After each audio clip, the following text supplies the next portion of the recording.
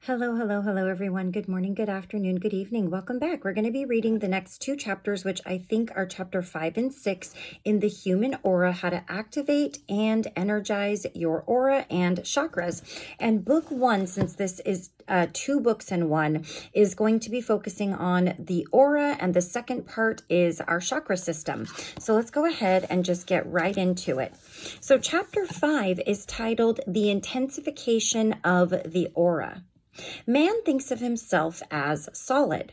He lives within an envelope of flesh and blood that is penetrated by his consciousness. Consciousness must be regarded as man's connection with his source, and its flexibility as man's greatest asset. Yet, when wrongly used, it is his greatest weakness. The consciousness of humanity today is so easily influenced by banal and barbaric doings that the magnificent cosmic purpose heaven has prepared in the creation of man is seldom recognized even minutely. Man so easily becomes involved in the trivial manifestations of the footstool kingdom, and his indoctrinations, being what they are, make him believe that the divine purposes and the doings of the ascended masters would not be to his liking. The singing of devotional songs, the chanting of holy mantras, the engaging of the mind in spiritual conversation and prayer to the Almighty are regarded today by the sophisticates as a milksop endeavor, which could not possibly produce any good for them, but is reserved only for the weak-minded. May I challenge this concept in toto and say that the greatest strength, the noblest ideal, and truest valor is to be found in the aspirant who ultimately achieves first his adeptship in his fulfillment of the divine plan, and then his eventual mastership in the ascension. Men erroneously think that only Jesus and a few other notable figures from the biblical centrum have ascended.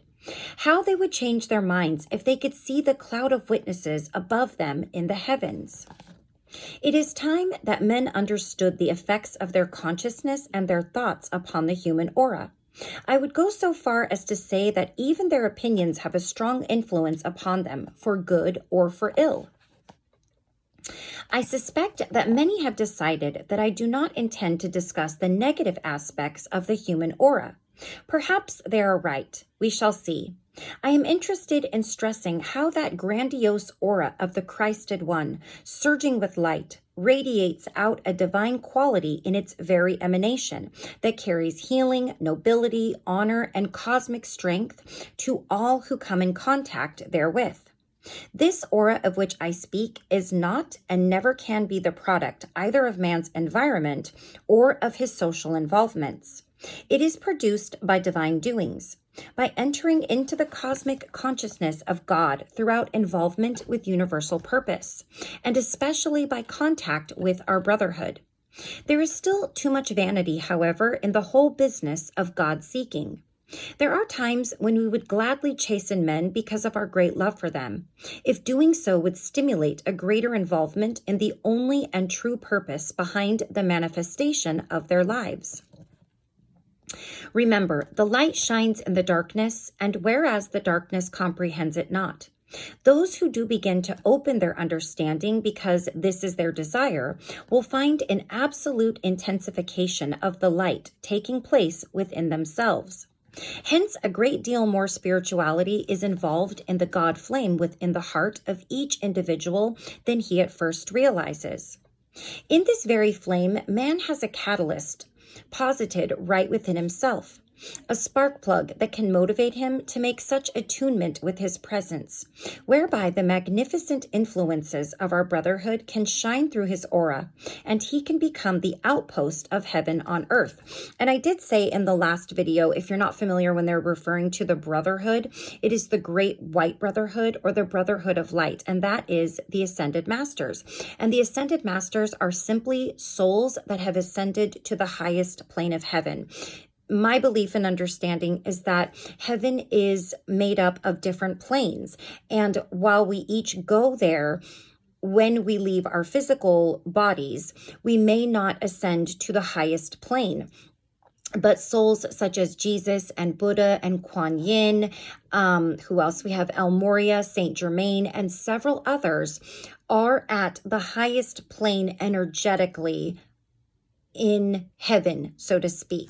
And the Great White Brotherhood makes up those ascended masters that are at the highest plane. And they are not all men. Some of them are female, like Mother Mary.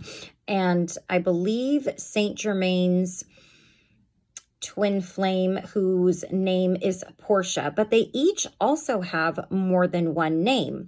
So it can be a little bit confusing, but if you're interested in learning more about that, I would absolutely recommend doing that, because the Ascended Masters are there to help us, and they don't necessarily even like to be referred to as masters, because they look at us and love us in the same way that we are on the same, we're loved as much. We are as worthy, and we are of divine source just as they are. So in that way, they do look at us equally. They are not meant to be worshipped or idolized, if you will. Sorry, my hair is doing something funny in the back. There we go. It's really windy where I live today. All right. In this very flame, man has a catalyst. Oh, I already read that. Oh, whoever said and who dares to say that any one person has the exclusive possession of this quality, when it is the divine plan for all to radiate the one light. Just as man and all things were made by one spirit, so the one spirit expects all to enter in that door. The door of the Christ consciousness literally trembles with anticipation of the moment when the individual will joyously enter into the sheepfold of his own reality. Probably some of you may wonder just what I am driving at and why. When I have offered to you studies on the human aura, I seem to be going around Robin Hood's barn. I can understand that, and I feel that now is the time for me to tell you that by this method, I am seeking to develop a special quality in all of our students. That quality, which is of the Christ, will enable you to develop the kind of an aura that I will call self-proving, because it can be consciously intensified to do the most good. In effect, man's aura is literally a broadcasting station for God's energy and his cosmic rays. Energies of light and the very thoughts of God himself and of the ascended masters combine with the benign thoughts that emerge from the very life plan of the individual, and are then beamed or broadcast in all directions into the world of form. Those who are sensitive and can attune with these waves may perceive their nature and their origin, while those who do not understand cosmic law may become beneficiaries of these wondrous energies without ever knowing their source. It makes little difference. We are concerned with overcoming the preponderance of human darkness that is abroad in the world today by literally flooding forth more light through the auras of many souls, who shall dedicate their lives as outposts of cosmic regeneration to the planet. Christ said, "I am the light of the world. He that followeth me shall not walk in darkness." When we speak of the light of the world, we speak of the light of the aura, and we are talking about a tangible manifestation. That's one of those things that is in the Bible, and people, and I include myself when I say people, because of the way that we were taught to read the Bible and to take the stories of the Bible so literally, a lot of us fail to learn right away, if ever, that everything in the Bible is a tapestry to be unwoven. It is something to be taken in with your heart, and it is full of metaphors.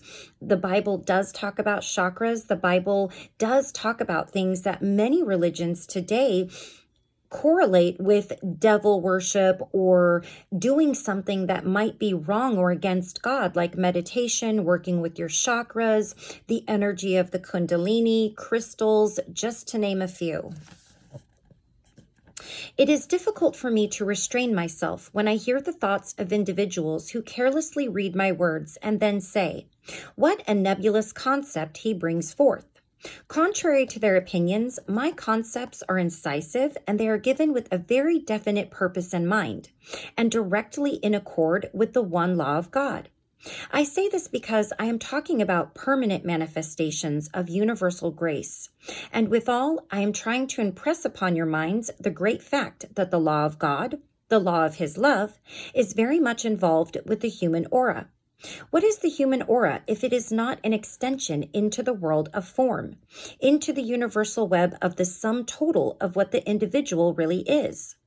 Well then, if a man manifests a whimsical attitude, working his own or another's will without discrimination, sometimes good, sometimes bad or indifferent, can this be compared with the one who is literally harnessed to the divine dynamo and whose aura can be seen by those who truly see as beginning to vibrate with the universal purpose? Not only do I know that these states of consciousness cannot be compared, but I know that one day in the changing consciousness of humanity, the former will cease to be altogether. For God will win, of this I am certain, and those who follow the way of darkness because of the consuming of the thread of their own identity will ultimately be extinguished altogether by the very fires of creation. For God is the creator, the preserver, and the destroyer, and we have seen him in these and many guises. In heaven's name, from whence cometh energy? What is it that beats your heart? A wish obviously not your own, or it would not so suddenly terminate. Instead, the will of God, the desire of God, beats your heart. Men's lives would not be paltry then if they also let him determine their consciousness and their thoughts.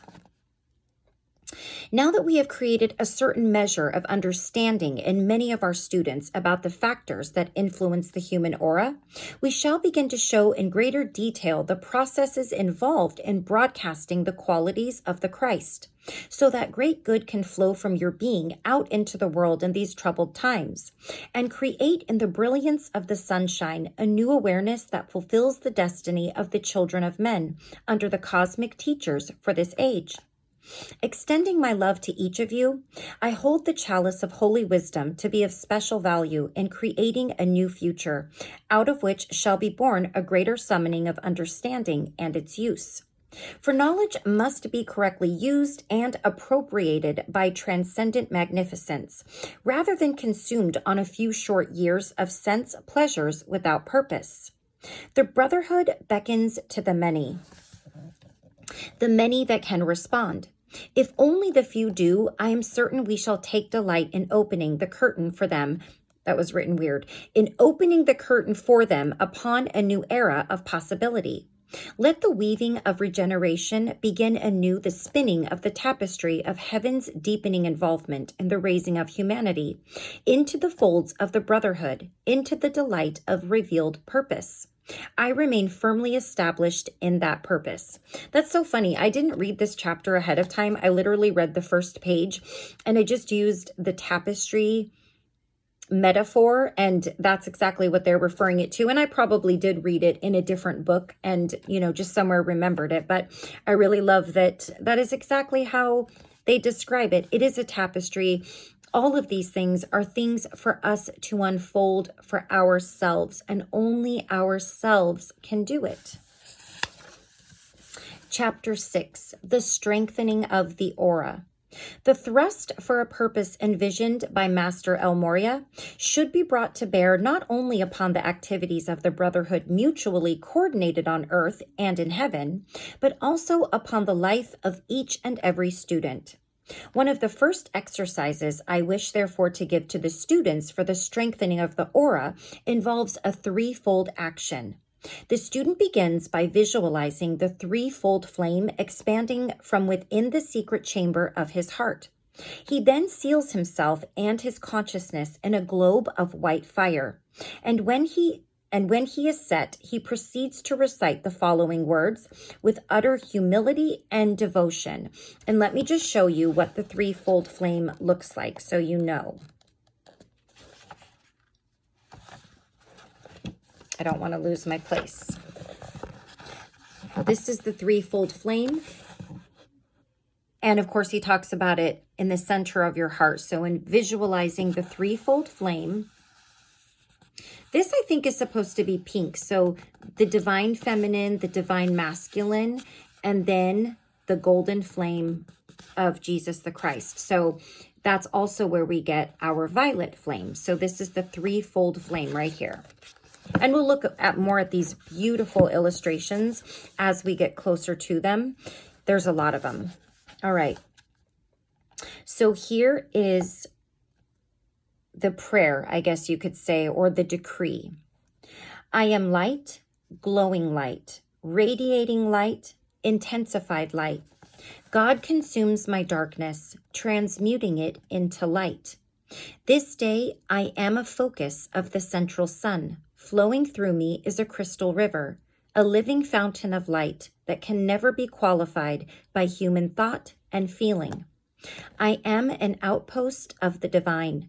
Such darkness as has used me is swallowed up by the mighty river of light, which I am.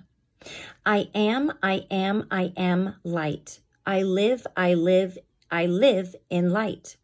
I am light's fullest dimension. I am light's purest intention. I am light, light, light, flooding the world everywhere I move, blessing, strengthening, and conveying the purpose of the kingdom of heaven. As you visualize the cosmic white fire radiance around yourself, do not be concerned with the errors in your thought that through the years may have intruded themselves upon your consciousness. Do not allow yourself to concentrate upon any negative quality or condition.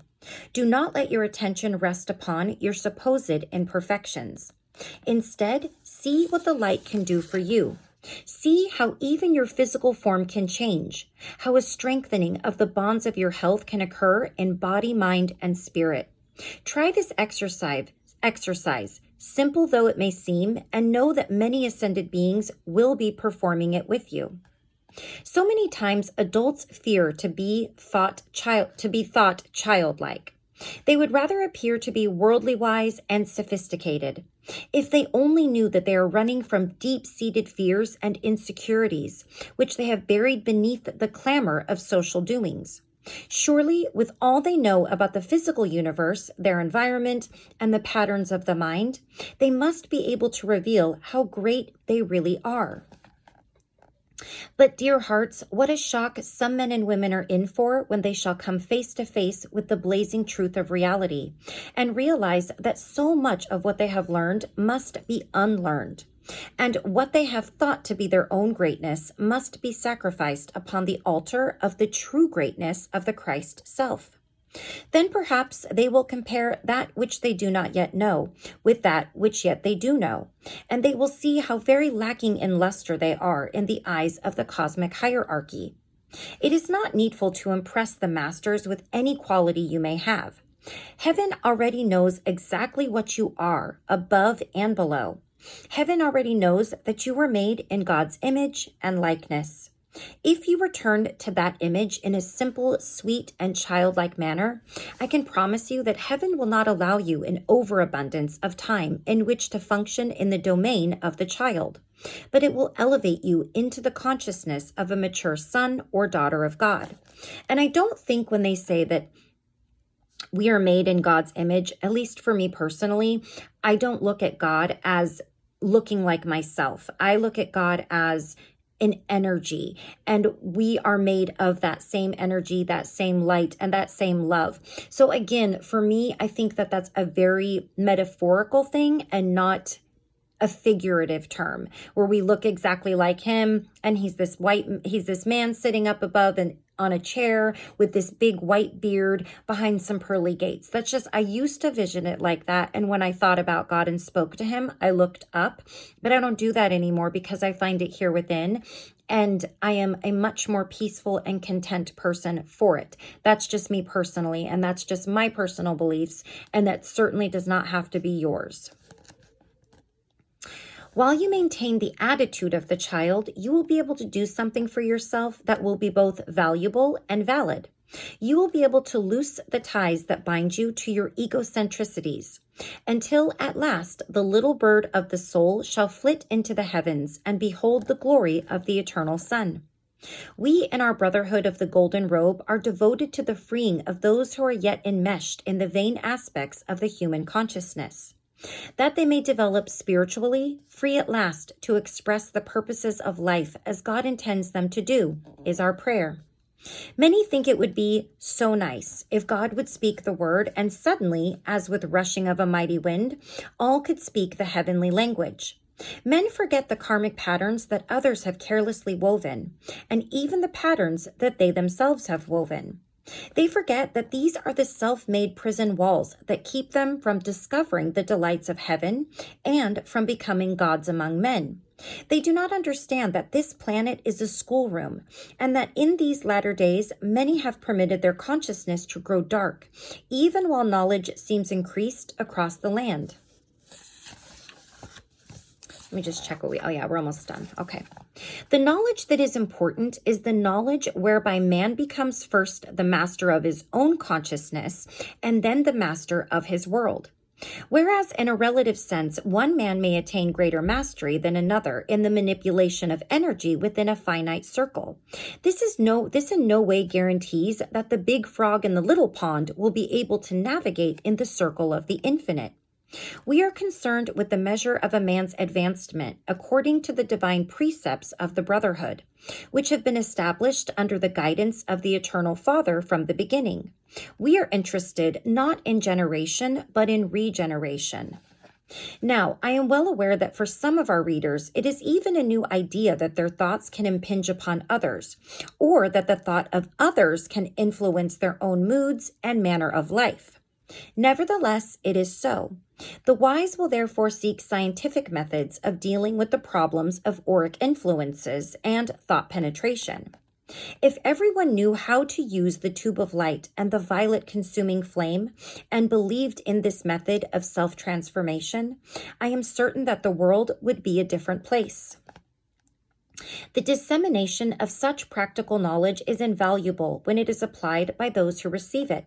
Hence, I urge those disciples who have been calling for more light to be alert to properly use that which we shall release as they practice the aforementioned exercise. So many misalignments in the human aura, so many nodules of dark and shadowed substance continually spew out their pollutants into the mainstream of man's energy, sapping his strength and weakening the entire manifestation of his life, that there is a great need for the flushing out of darkness by a bubbling action of the light.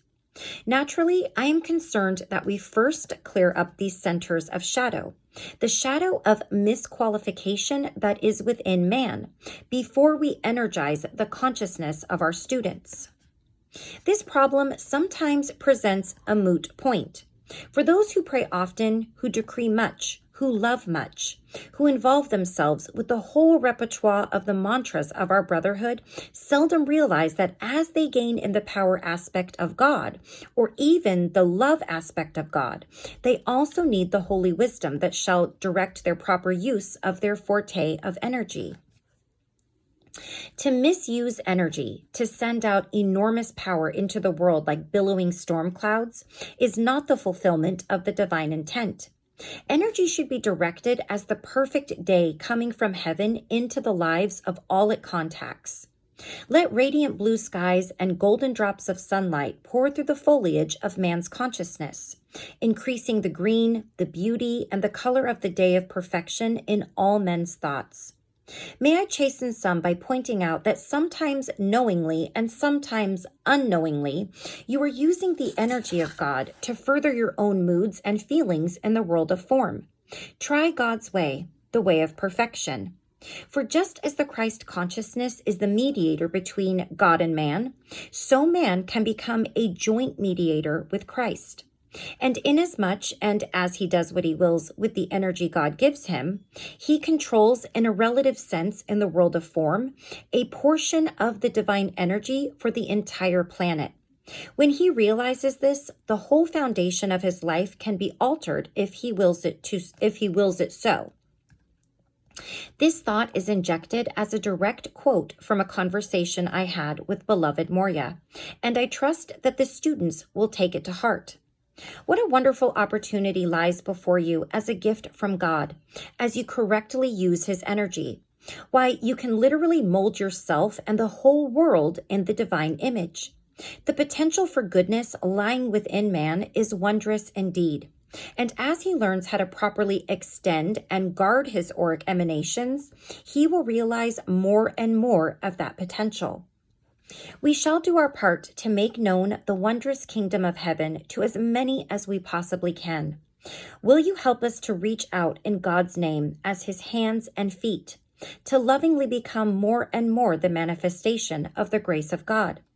The auric cloud glows. The auric cloud grows. The beauty of the kingdom of heaven solidifies in man as he gains a greater understanding of his own real nature. I remain serenely in the light of purpose. All right. So we will stop right there. In the next video, we will read chapter 7, the expansion of the aura. And then we will read chapter 8, the shield of the aura. Yeah. So I think about 2 chapters is what we will average for this segment with this book, or this book segment, I should say. It's not as big as it looks. Basically, there's a lot of notes and asterisks in here. But as I said in my previous video, if I stopped and looked up every single asterisk or notation in the book, we would not, we would be here for a while. So yes, it's not as big as it looks. There's plenty of it left over that is just extra for others. A glossary and an index and notes and all of those kinds of things. So we're not going to mess with any of that unless there's something we really need to know to understand what we're reading. So yeah, we'll go ahead and stop right there. And until next time, please take care of yourself. Please take care of those around you. And I will see you again very soon for our next 2 chapters. Until then, take care. I love you all. Bye-bye.